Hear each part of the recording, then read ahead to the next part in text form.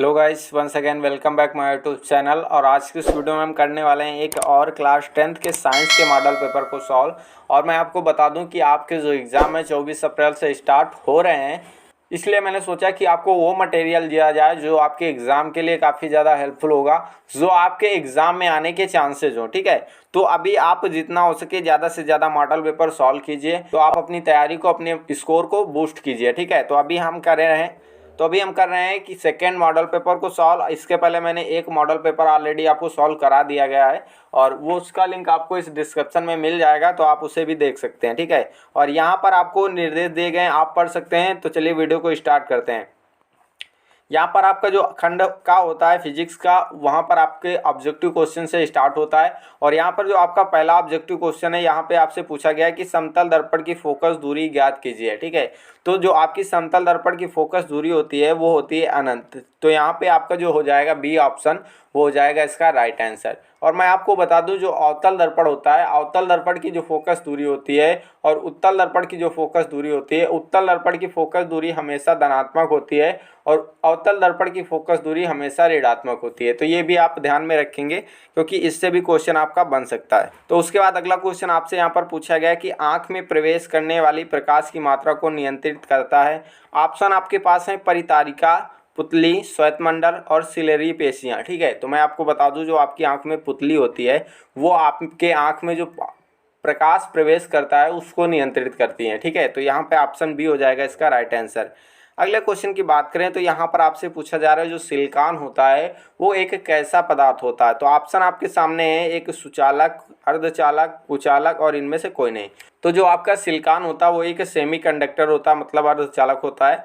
तो यहाँ पर आपका ऑप्शन सी हो जाएगा इसका राइट आंसर। अगले क्वेश्चन की बात करें तो यहाँ पर आपसे पूछा गया कि चुंबकीय क्षेत्र का मात्रक है। ठीक है, तो चुंबकीय क्षेत्र का जो मात्रक होता है, मैं आपको बता दूं, वो होता है आपका वेबर पर मीटर स्क्वायर। क्या होता है? वेबर पर मीटर स्क्वायर।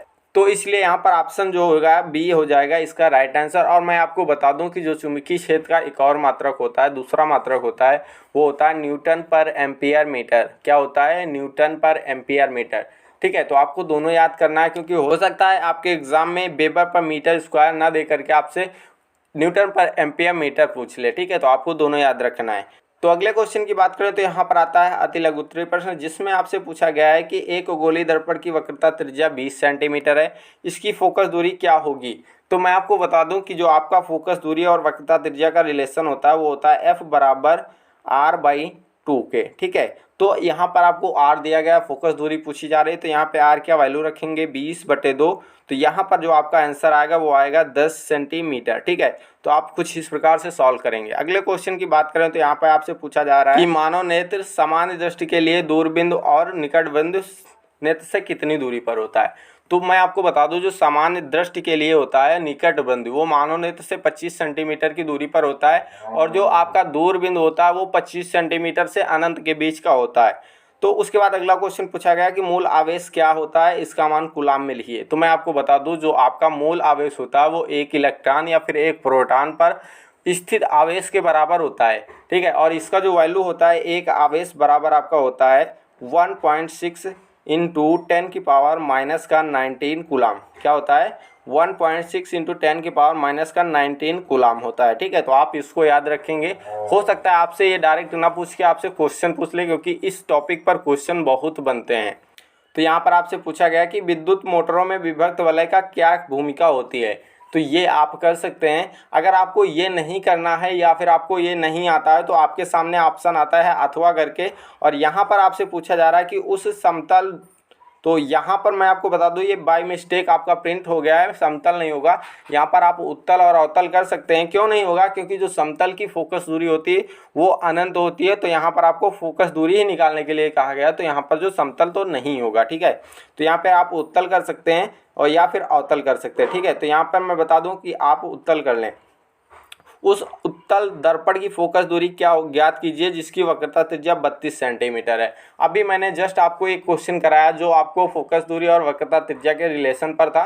तो यहाँ पर जब आप फोकस दूरी निकालेंगे तो यहाँ पे आ जाएगा 32/2। फार्मूला कौन सा लगेगा? F बराबर r/2, और यहाँ पे आ जाएगा 16 सेंटीमीटर बाय।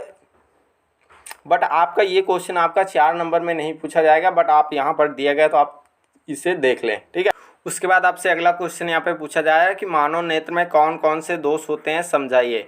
तो मैं आपको बता दूं कि मानव नेत्र में 4 प्रकार के दोष होते हैं। एक तो आपका निकट दृष्टि दोष होता है, दूसरा दूर दृष्टि दोष होता है, चौथा जो आता है आपका जरा दृष्टि दोष, और जो पांचवा आता है वो दृष्टि विषमता होता है। ठीक है, क्या होता है? दृष्टि वैषम्य। ठीक है, ये आपके 4 प्रकार के दोष होते हैं, आप इसको पढ़ लीजिएगा, ये भी आपका इंपॉर्टेंट है।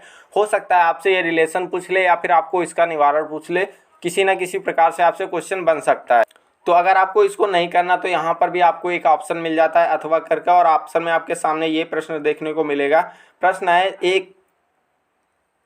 100 ओम का एक विद्युत लैंप, 50 ओम का एक विद्युत टोस्टर तथा 500 ओम का एक जल फिल्टर 220 वोल्ट के विद्युत स्रोत से पार्श्वक्रम का मतलब क्या होता है? समांतर क्रम में संयोजित है। ठीक है, उस विद्युत स्त्री का प्रतिरोध क्या है जिसे यदि समान स्रोत के साथ संयोजित कर दें तो वह उतनी ही विद्युत धारा लेती है जितनी तीनों युक्तियां लेती हैं।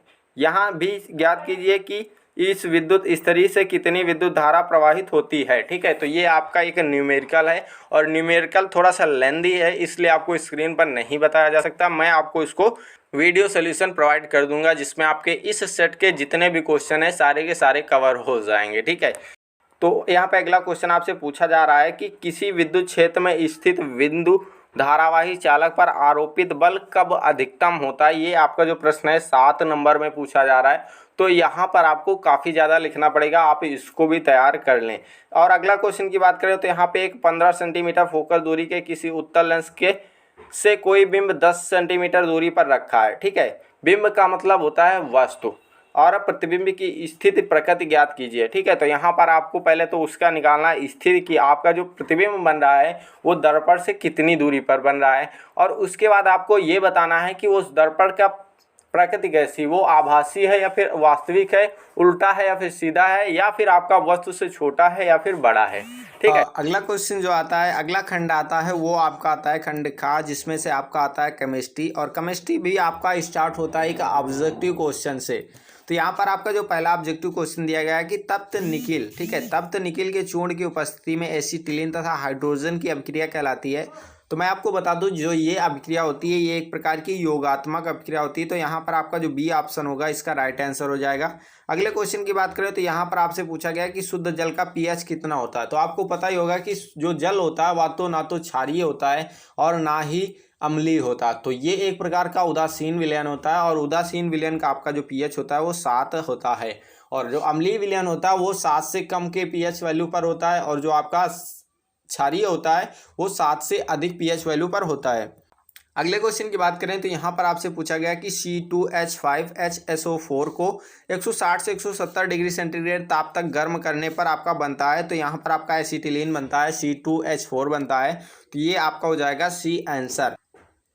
और उसके बाद यहाँ पे आपसे पूछा गया कि के नाम बताइए। ठीक है, अगला क्वेश्चन है के नाम बताइए। आपके जो पहला प्रश्न है इसमें 3 तत्व जिनके बाहरी कोश एक इलेक्ट्रॉन हो। ठीक है, तो आपकी जो पीरियोडिक टेबल होती है वहाँ पर जो आपका फर्स्ट समूह होता है वहाँ पर सारे के सारे तत्व जो होते हैं वहाँ पर उनके बाहरी कोश में एक इलेक्ट्रॉन होता है। ठीक है, तो वहाँ पर आपका जो तत्व होता है वो आता है हाइड्रोजन होता है, लिथियम होता है, सोडियम होता है, पोटेशियम होता है। ठीक है, और उसके बाद यहाँ पे आपका दूसरा इसी में पूछा गया कि जो 2 तत्व जिनके बाहरी कोश में 2 इलेक्ट्रॉन हो। ठीक है, तो आपका जो सेकंड समूह आता है पीरियोडिक टेबल का वहाँ पर आपके सारे तत्वों के बाहरी कोश में 2 इलेक्ट्रॉन होते हैं। जैसे कि आपका हो जाएगा बेरियम हो जाएगा, मैग्नीशियम हो जाएगा, और इसी समूह के सारे तत्व हो जाएंगे। उसके बाद यहाँ पे अगला जो क्वेश्चन इसी में पूछा गया है कि 3 तत्व जिनके बाहरी कोश पूर्ण हो। ठीक है, अभी पूर्ण होने का मतलब जिनके बाहरी कोश एकदम भरे हों। तो ऐसा कौन सा समूह है जिसमें आपके सारे के सारे तत्वों के बाहरी कोश भरे होते हैं। तो मैं आपको बता दूं ये जो 0 समूह होता है या फिर आपका 18वां जो समूह होता है वहाँ पर आपके जो बाहरी कोश होते हैं तत्वों के वो भरे होते हैं, और जिन्हें अक्री गैस भी कहते हैं। तो यहाँ पर आपकी जो अक्री गैसें होती हैं वो आपकी होती हैं हीलियम हो गया, आर्गन हो गया, जिनान हो गया, क्रिप्टॉन हो गया, रेडान हो गया, ये सारे के सारे आपके अक्री गैस। तो यहाँ पर आपसे 3 तत्व पूछा गया तो आप 3 तत्व लिख सकते हैं। अगले क्वेश्चन में आपसे पूछा गया कि अवक्षेपण अभिक्रिया से आप क्या समझते हैं, उदाहरण देकर समझाइए। तो अवक्षेपण अभिक्रिया ऐसी रासायनिक अभिक्रिया होती है जिसमें अविलेय लवण बनता है जो विलयन से पृथक हो जाता है। ठीक है, तो अवक्षेपण अभिक्रिया कहलाता है। इसमें आप रिएक्शन देख सकते होंगे यहाँ पर आपका जो सिल्वर नाइट्रेट है वो सोडियम क्लोराइड के साथ अभिक्रिया करके सिल्वर क्लोराइड का अवक्षेप बना लेता है और सोडियम नाइट्रेट का जलीय विलयन मिल जाता है। और उसके बाद आपका जो अगले क्वेश्चन आते हैं, अगले क्वेश्चन में आपका 7 पूछा गया, 7 नंबर का क्वेश्चन। लिथियम, सोडियम, पोटेशियम ये सभी धातुएं जल से अभिक्रिया करके हाइड्रोजन गैस मुक्त करती हैं। क्या इन तत्वों में कोई परमाणुओं की समानता है? तो मैं बता दूं हाँ, क्योंकि इनके जो बाह्यतम कोश होते हैं वहाँ पर एक ही इलेक्ट्रॉन पाया जाता है और ये सारे के सारे जो तत्व होते हैं वो आपके पीरियोडिक टेबल के फर्स्ट समूह में रखे जाते हैं, तो यहाँ पर ये समान होते हैं। और यहाँ पर आपसे जो अगला क्वेश्चन पूछा गया कि हीलियम एक अक्रियशील गैस है जबकि नियान की अभिक्रियाशीलता अत्यंत कम है, इन परमाणुओं में कोई समानता है? तो ये समानता है, इन दोनों के बाहरी कोश जो होते हैं वो पूर्ण होते हैं, क्योंकि हीलियम जो होता है और नियान जो होता है वो आपका अक्रिय गैस समूह में पाया जाता है, इसलिए यहाँ पर इसके जो परमाणु होते हैं या फिर परमाणुओं में समानता होती है।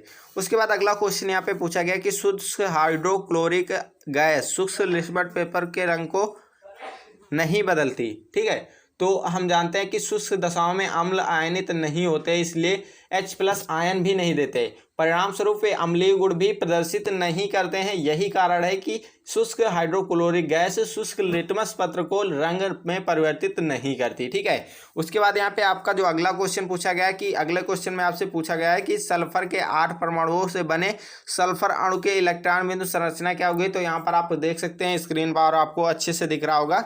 अगला जो पूछा गया है कि 2 प्रबल क्षारकों के नाम लिखिए। तो आपके जो प्रबल क्षारक होते हैं NaOH होता है सोडियम हाइड्रोक्साइड और KOH पोटेशियम हाइड्रोक्साइड, ये आपके प्रबल क्षारक होते हैं। ठीक है, तो यहाँ पर अगला क्वेश्चन आपसे पूछा गया कि मेथेन तथा एथिलीन के दहन की अभिक्रिया लिखिए। तो आपको इसके दहन मतलब आप ऑक्सीजन के साथ इसको गर्म करते हैं, तो वहाँ पर आपका कौन सा रिएक्शन होता है वो आपको ये समीकरण लिखना है। तो आप यहाँ पे स्क्रीन पर देख सकते हैं, जब मेथेन को हम गर्म करते हैं तो वहाँ पर कार्बन डाइऑक्साइड तथा जल मिलता है, और जब एथिलीन को गर्म करते हैं तो वहाँ पर भी आपका कार्बन डाइऑक्साइड तथा जल प्राप्त होता है। ठीक है, तो यहाँ पर आप देख सकते हैं। उसके बाद अगला क्वेश्चन यहाँ पे पूछा गया कि H+ यहाँ पे AQ का मतलब होता है एक्वस, जिसको बोलते हैं विलयन।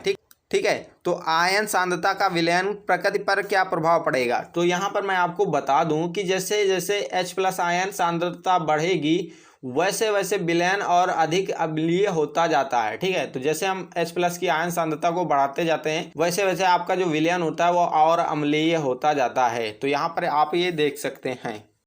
अगर आप वो क्वेश्चन नहीं करना चाहते हैं तो आपके सामने एक ऑप्शन आता है। ऑप्शन में आपसे क्वेश्चन पूछा गया है कि कठोर जल को साबुन से उपचारित करने पर झाग निर्माण को समझाइए। ठीक है, तो यहाँ पर आपको केमिकल रिएक्शन वगैरह सारा अच्छे से लिखना है। और अगले क्वेश्चन की बात करें तो यहाँ पर अंतर लिखना है। अंतर किसका लिखना है? खनिज तथा अयस्क का, निष्कापन तथा वर्जन का। ठीक है, तो यहाँ पर आप अर्थन अच्छे से जो आपका अंतर होता है वो आप अच्छे से एक्सप्लेन करेंगे, आप अपने शब्दों को अच्छे से रखेंगे।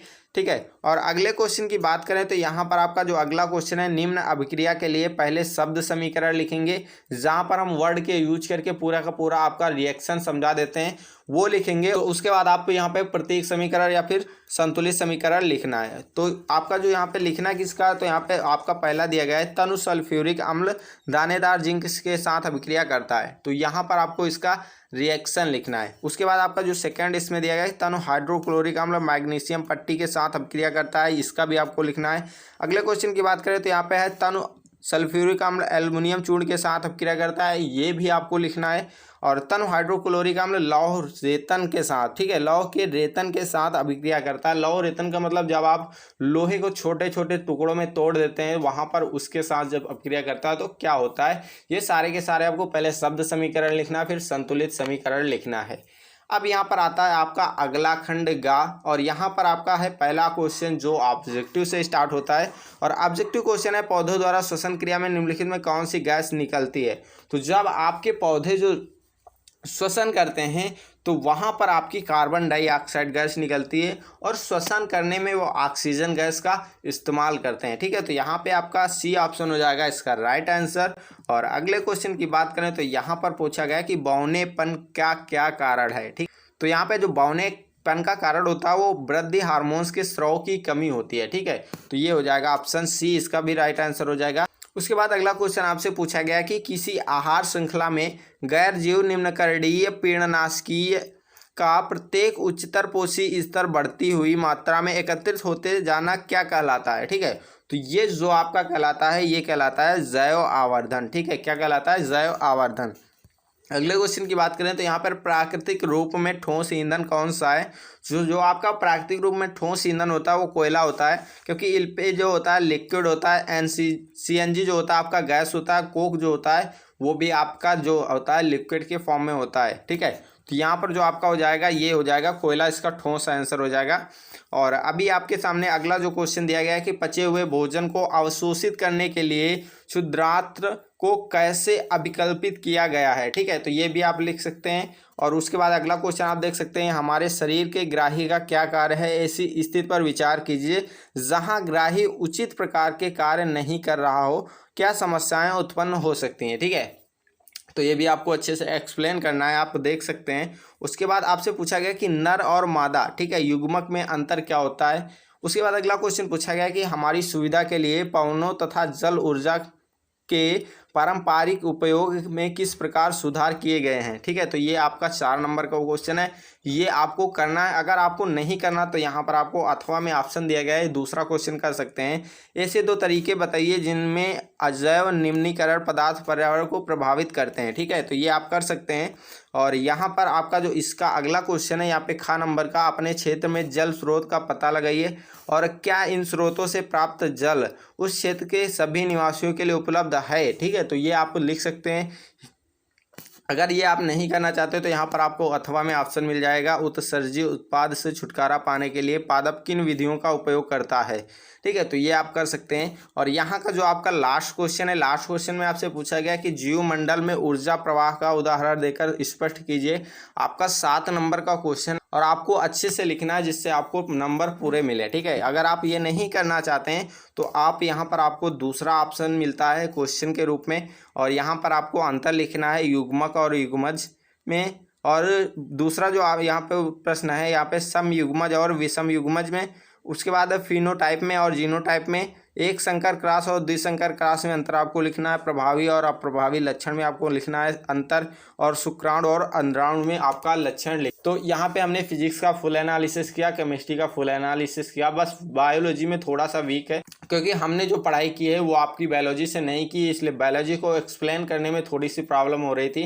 तो बायोलॉजी आप देख लीजिएगा, बट आपको वादा करता हूँ कि आपको फिजिक्स और केमिस्ट्री में किसी भी प्रकार की दिक्कत होने वाली नहीं है। और हम रेगुलर मैथमेटिक्स के वीडियो भी आपको अपलोड कर रहे हैं, जिसको आपको देखना है। तो आई होप ये वीडियो आपको अच्छा लगा होगा, और अच्छा लगा है तो आप इस वीडियो को लाइक कीजिए, शेयर कीजिए दोस्तों के साथ, और इस चैनल को सब्सक्राइब करना मत भूलिए। तो मिलते हैं नेक्स्ट वीडियो में नए मॉडल पेपर के साथ, तब तक के लिए बाय, जय हिंद, जय भारत।